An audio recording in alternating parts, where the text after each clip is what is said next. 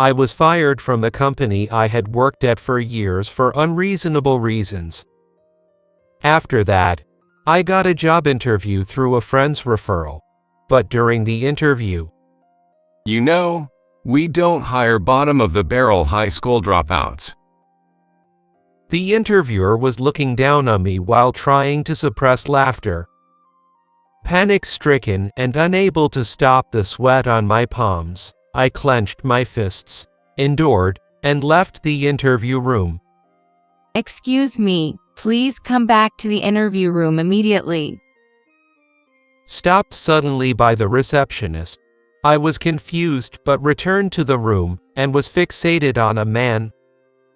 Later, I found myself crying my heart out for the first time in my life because of what this man said. My name is Jake Morrison. When I was about to start elementary school, my parents died in an accident. At that time, my sister Lily was just 2 years old. It was too early a goodbye. I was sad, but I couldn't think of anything. And I couldn't explain to little Lily that our parents were suddenly gone. However, I vaguely understood that I had to be strong because I was the only family left to protect her. After that, Lily and I were taken care of by relatives on our mother's side. It was the furthest place from where we lived. There were other relatives in the place we were born and raised, but it was considered kinder to start anew elsewhere than to continue living locally and be reminded of our parents. There was also a cousin my age in that home, so there was hope that we could spend time like siblings. We left with just a few belongings and only one picture of our parents. It marked the start of our new life, but initially, Lily's night crying was frequent. Moreover, the aunt of my relative gave up after just a few days. So, I had no choice but to soothe her, often falling asleep with her in my arms throughout the night. Gradually, my cousin began to distance himself from us. You're just a freeloader. Be grateful. I don't want to be associated with someone like you at school, so don't talk to me. My cousin, who was normal at home, looked down on me at school. Okay, got it. I said that, determined to endure until I could graduate from compulsory education. I planned to work right after graduation to support Lily and myself, focusing intensely on my studies. Time passed, and I graduated from high school safely.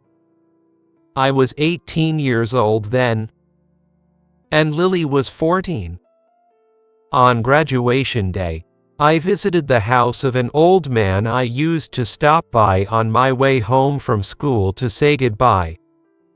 This old man was Frank Johnson with a very intimidating face.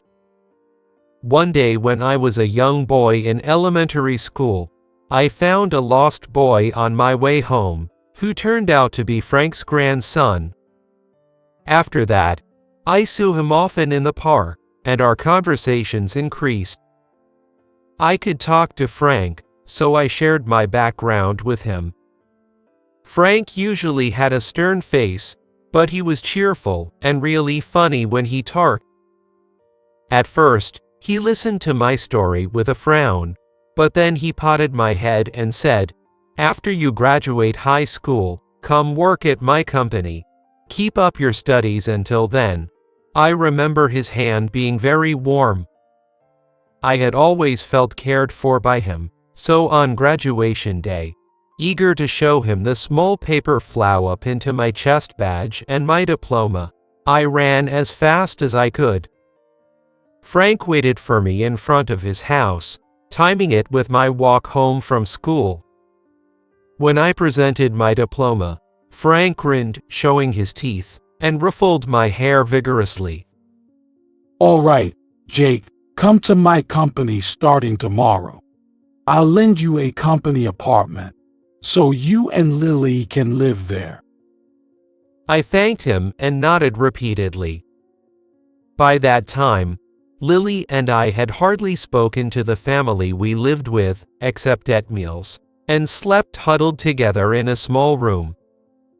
Since we had few belongings, I packed up our stuff after the morning graduation ceremony and prepared our new home before Lily got out of school.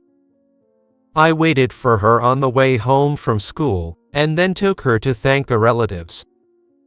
The cousin wasn't there. Not that we had anything to say to each other. The relatives didn't try to stop us from leaving to live on our own. You could have stayed. It's a shame, but good luck. My aunt said, her usually stern face showing a slight smile. And as we left, I heard her quietly say, "Finally they've gone." I knew we were the reason, but I was still grateful. I deeply expressed my sincerity and headed to our new home for the two of us. After that, I worked hard. Frank acted as a guardian, so Lily could continue at the same school without transferring. That allowed me to focus on my job. Lily studied cooking at home and made meals for me every day. We both tried our best. 15 years passed, and I turned 33. By then, Lily had moved out when she got a job, so apart from sending money and occasional updates, we didn't interact much. One day, I went to work as usual, but Frank was not there. The office was in chaos, and I couldn't grasp what was happening until a phone call left me frozen. Frank had died in a car accident, I learned from his wife's call. I rushed to the hospital, but it seemed everything had progressed since it happened the night before. After offering my condolences to his wife, I left the hospital without being able to do anything. I was told it was better not to see Frank's last face, so I never did. For a while, I was in a daze. But I couldn't quit my job, so I returned to work after a week. The atmosphere at the company felt different, and the new president, who took over, was very unreasonable. Maybe he didn't like that I, a high school grad, had been favored by the previous president, as he started assigning me only menial tasks despite my hard work on the front lines before. I felt like my shifts were gradually being reduced until one day my name was completely off the schedule. The president told me, "You don't need to come back," and I was effectively kicked out of both the company and the company housing. Fortunately, I had savings from all the work I had done. Plus, I hadn't touched the life insurance money from my parents, saving it for when Lily got married. I quickly rented a small apartment and started looking for a new job. But finding another job was tough. Being a high school grad, I got cut at the resume screening stage. Even the staff at the employment office started recognizing me. Wondering what to do next, I calmed my mind with a coffee at a cafe on a weekday when my usually silent phone rang. It was a call from an old friend, Jake Thomas. Since my elementary school wasn't large, with only about 2 classes per grade, I knew almost everyone by face. Jake Thomas and I were especially close, and he, having many friends across different grades, took me to various places. Since we both had the same first name, to avoid confusion, everyone, including me, called him by his initials, JD. When we were together, people gathered around us, and even our little mishaps became trends. Together, we felt unstoppable. JD kept looking out for me even after we entered high school, but gradually, we lost contact after graduation. Why now, after all this time? Tentatively, I answered the phone. From the earpiece came a familiar, cheerful voice. Long time, no see. How have you been? JD went to a high school out of state after graduating, which led him to attend college there too. So, he rarely came back home, but recently he returned and called to catch up over drinks. With nothing much to do, I eagerly accepted, and we agreed to meet that night at a pub near the station. It had been a while since I had a leisurely meal with someone, so I felt unusually excited and dressed in my most stylish outfit. At the agreed time, I arrived to find JT already seated, having started drinking. Jake, you've aged a bit, haven't you? JT noticed me, set down his glass, and smiled. I thought it wasn't the best opening line, but it eased my tension, leading to a lively trip down memory lane. Jake, are you still working at that company? JD asked about my recent life as if he just remembered. Honestly, I wanted to avoid heavy topics and didn't have the courage to speak about Frank myself. Sensing my hesitation, JD kindly said, It was really unfortunate about Frank. I looked at JD in surprise. I heard from Lily. You know, she and my sister were close. So she thought you must be sad and wanted to cheer you up. Jake, you've always been so dedicated. I quit the job, you know, being a high school grad and all, I'm not too sharp. It seemed I didn't fit with the new president's agenda.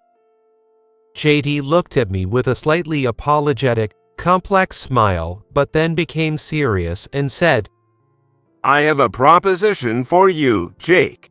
If you're interested, why don't you interview at this company? Seeing me puzzled, he pulled out a small piece of paper hurriedly torn from the back of an ad from his pocket.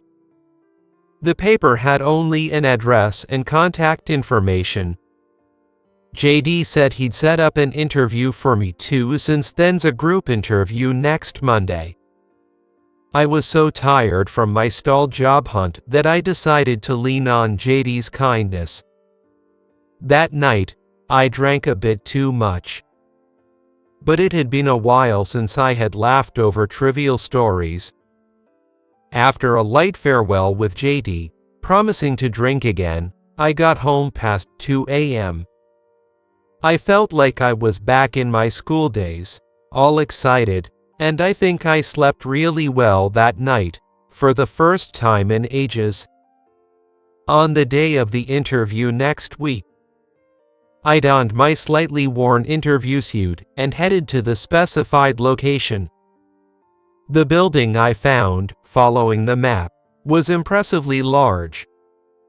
Feeling uncertain if this was really the place, I checked with the receptionist, who confirmed my interview was scheduled. In the meeting room, there were a few others, presumably there for the interview. With no conversation, we sat waiting nervously, and right on time, two guys walked in. Feeling nervous for my first interview in a while, it progressed better than expected. The man seated in the center had a badge that read, HR Director, Max. One of the three chairs appeared to be empty. Since there was a drink on the seat, I didn't pay much attention, assuming someone was just temporarily absent.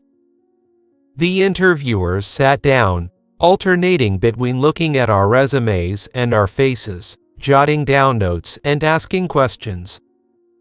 It seemed like a typical group interview. Waiting for my turn made me more nervous, and as it drew closer, I could hear my heartbeat in my throat. But when it was my turn, Max, who had been reading my resume, gradually looked more troubled. Then, he slowly let go of the resume. It fluttered to the floor. You know, we don't hire high school dropouts. Max said, seemingly trying to hold back a laugh. Instantly, I felt my face get hot. And then, Max began to put away the documents. It seemed my high school grad status was indeed an insurmountable issue.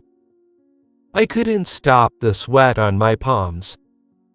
I clenched my fists and endured, but the interviewers, looking dismayed, seemed to have no intention of proceeding further.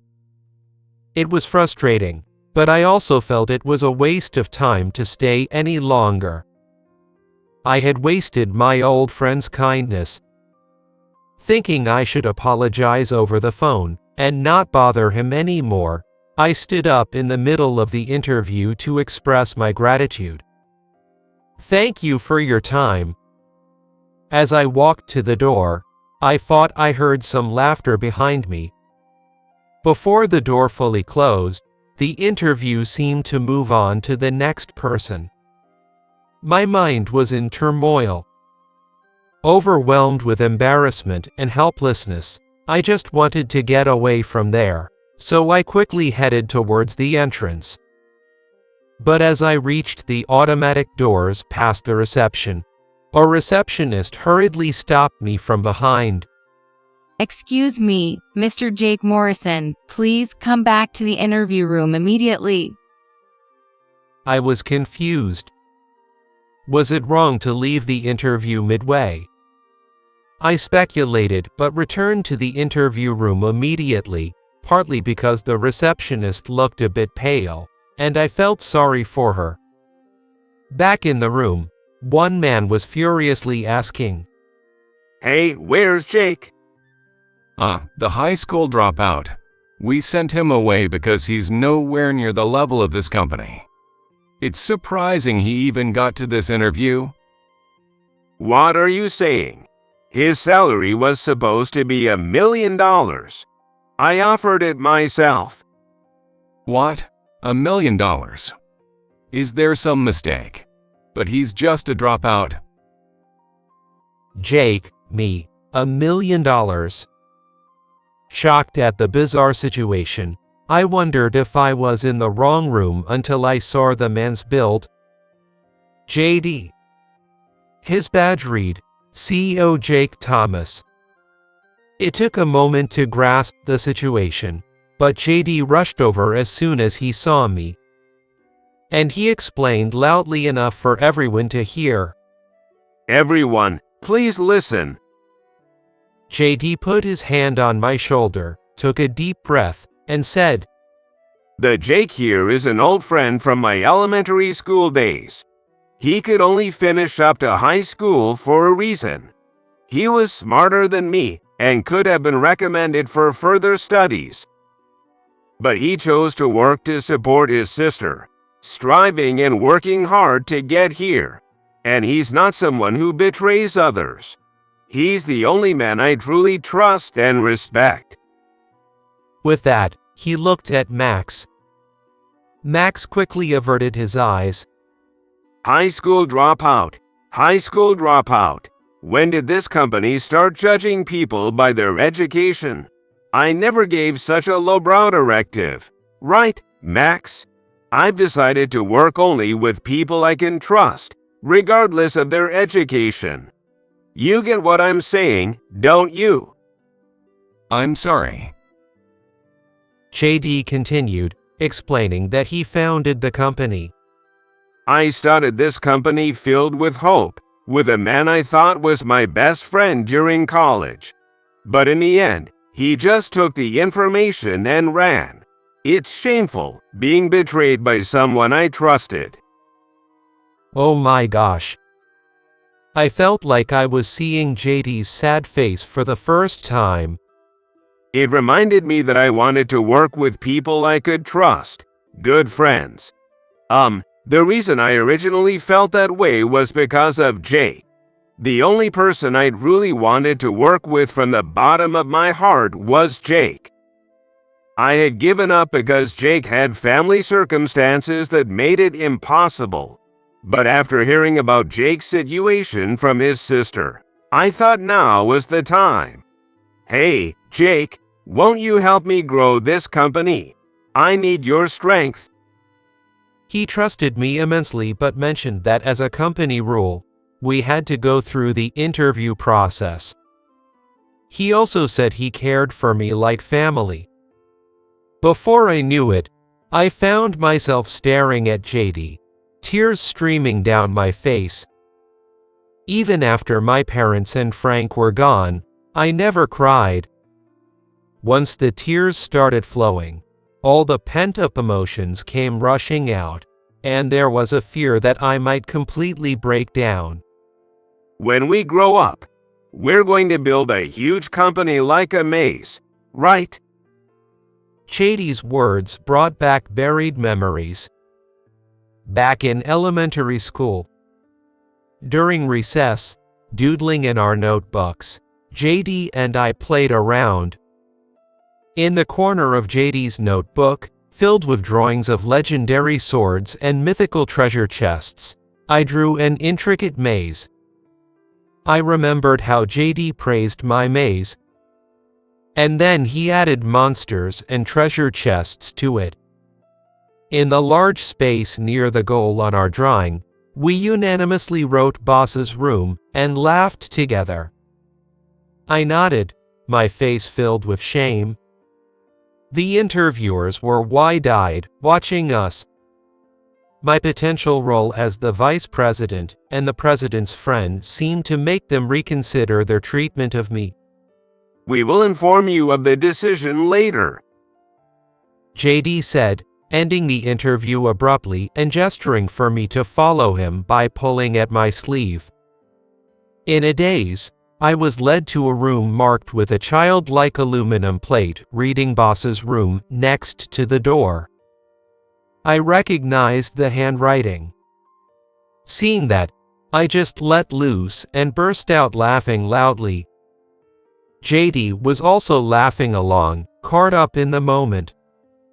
One of the interviewers, HR manager Max, was later found to have been selecting candidates based on personal likes and dislikes.